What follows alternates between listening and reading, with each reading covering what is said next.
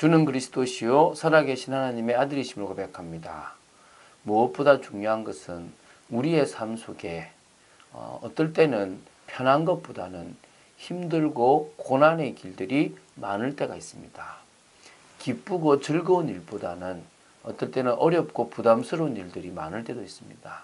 그러나 그리스도 안에 있기 때문에 우리의 마음에는 참 평안이 있습니다. 우리는 그것을 통하여 가치를 인정받게 되고 하나님이 원하시는 삶을 살아가게 됩니다.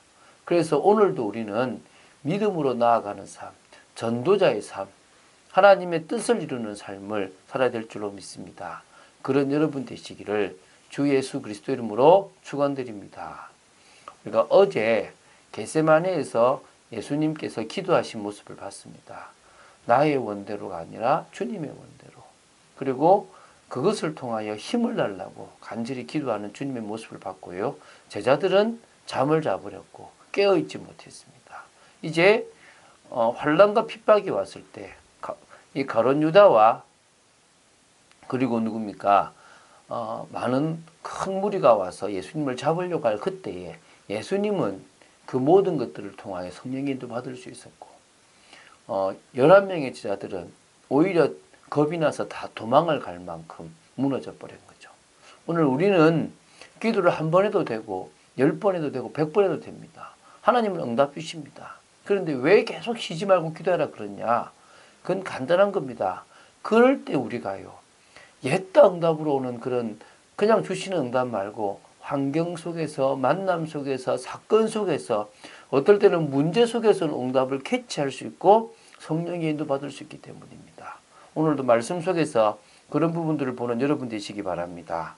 자, 그래서 우리 오늘 시간 마태복음 26장 47절부터 56절까지를 보도록 하겠습니다. 말씀하실 때에 12 중에 하나인 유다가 왔는데 대제사장들과 백성의 장로들에게 파송된 큰 무리가 칼과 몽치를 가지고 그와 함께 하였더라. 이들이요 몽치를 가지고 왔습니다. 몽치라는 것은 나무로 만든 곤봉 종류의 그런 막대기를 가지고 있거든요. 의미하거든요. 그것을 가지고 왔는데요. 이 마태복음에는 큰 무리라 그랬지만 요한복음 18장 3절에는 군대와 및 대제사장들과 바리새인들에게서 얻은 하속들이 같이 왔다 그랬습니다. 그래서 어찌 보면 검은 로마의 병사들이 가지고, 그러니까 칼은 누구죠? 몽치는 대제사장들이 그 하속들이 가지고 왔다고 생각하면 될 겁니다. 예수를 파는 자가 그들에게 군호를 짜 이르되 내가 입 맞추는 자가 그이니 그를 잡으란지라. 사인을 주고받았어요. 이게 이제 군호인데요. 내가 누구든지 입을 맞추는 그 사람을 딱 잡으면 된다. 그 사람이 누구다? 너희들이 잡아야 될 예수다. 이렇게 해준 거죠. 참 이미 계획적이죠. 곧 예수께 나와 랍비여 안녕하시오니까 하고 입을 맞추니 역시 가룟 유다는 주여가 안 되는 겁니다. 뭐죠? 랍비입니다. 여러분은 예수님이 줍니까? 말만 주여 주여 하는 겁니까? 진짜 여러분 속에 예수가 줍니까? 나의 인생을 피로 값주고 사신 주 맞습니까? 너무 중요한 거거든요. 우리가 신앙생활에 주가 안 된다면 아무 의미가 없습니다. 그러면서도요. 뭡니까? 안녕을 묻습니다. 참 악하죠. 예수께서 이르시되 친구여 내가 무엇을 하려고 왔는지 행하라 하신데 이에 그들이 나와 예수께 손을 대어 잡는지라. 그런 자기를 팔려고 하는 가룟 유다를 향하여 주님은 역시 친구라고 표현하십니다.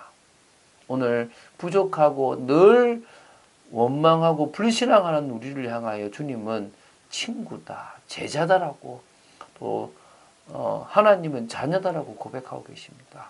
오늘 그 사랑을 아는 여러분 되시기 바랍니다. 자, 그리고 뭡니까? 예수와 함께 있던 자 중에 하나가 손을 펴 칼을 빼어 대제사장의 종을 쳐 그 귀를 떨어뜨리니. 여기서 예수와 함께 있는 자는 누구냐면 요한복음 18장 10절에 보면 베드로라고 나오고 있고요.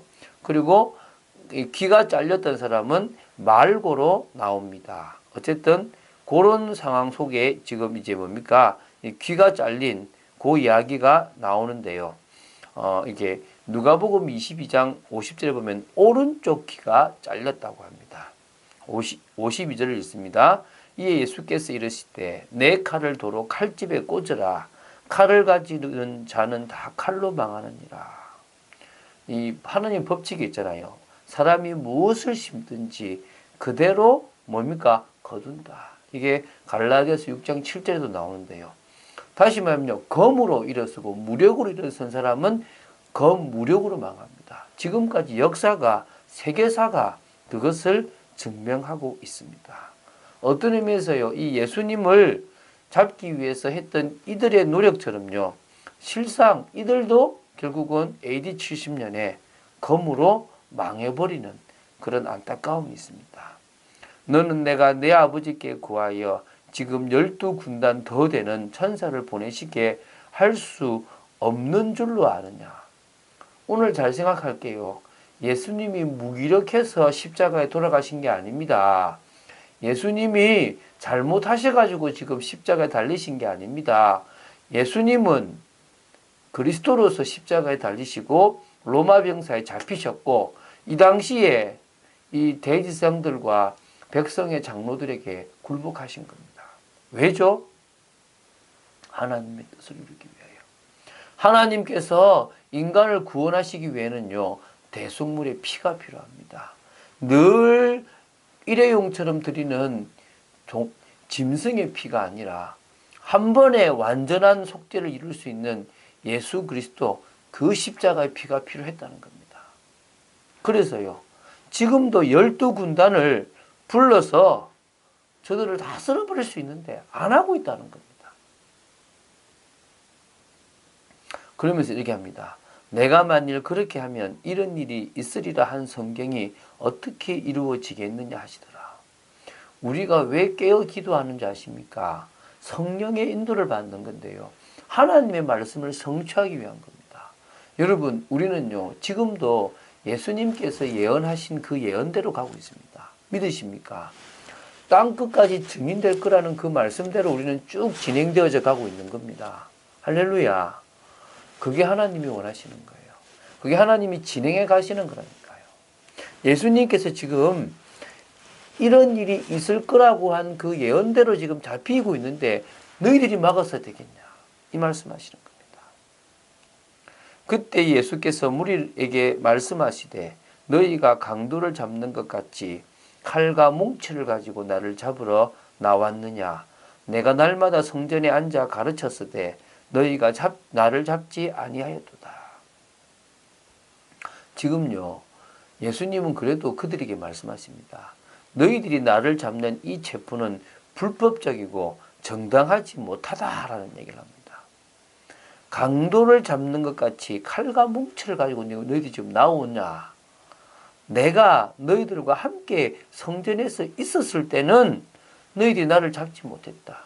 지금 잡고 있는 것은 너희들이 지금 몰래 군중들을 두려워해서 지금 하고 있는 너희들이야말로 불법을 행하는 자다라는 것을 지금 강조하신 겁니다. 그러나 이렇게 된 것은 다 선지자의 글을 이루려 함이니라 하시더라. 이에 제자들이 다 예수를 버리고 도망하니라. 모든 것이요 성경을 이루기 위한 겁니다. 믿으십니까?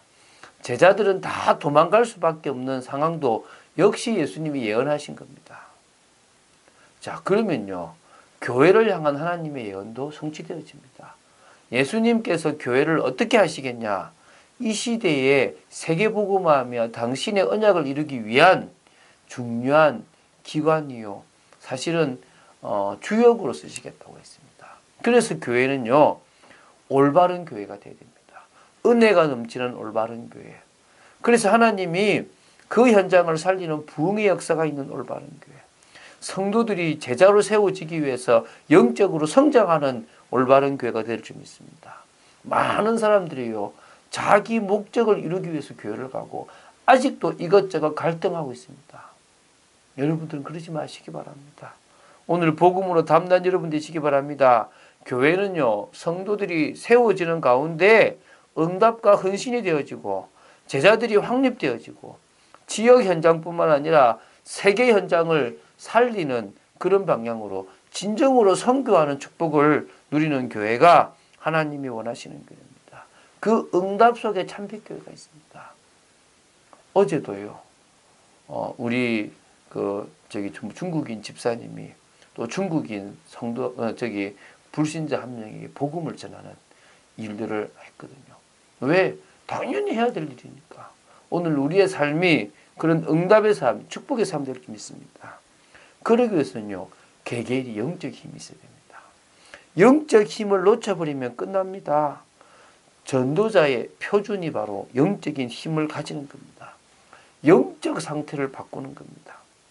재앙이 일어나도 괜찮고요. 전쟁의 순간에도 충만한 하나님의 능력을 가지고 있다면 우리는 승리할 수 있습니다. 하나님은 우리가 그런 사람으로 세워지길 원합니다. 하나님은 우리가 그런 축복을 누리는 믿음의 사람으로 서 있기를 원하십니다. 예수님께서는요, 그 모든 것들을 아시고 인도받았습니다. 근데 우리는요, 좋은 거면 하나님의 응답이고 나쁜 거면 응답이 아니라고 생각됩니다. 오히려 이 세상 속에서는 문제가 터지고 나빠지는 것이 더 응답일 수도 있습니다. 고난 속으로 들어가는 것이 더 축복일 수도 있다는 겁니다. 오늘 그 응답을 누리는 여러분 되시기를 주 예수 그리스도 이름으로 축원드립니다. 주는 그리스도시요 살아계신 하나님의 아들이심을 고백합니다.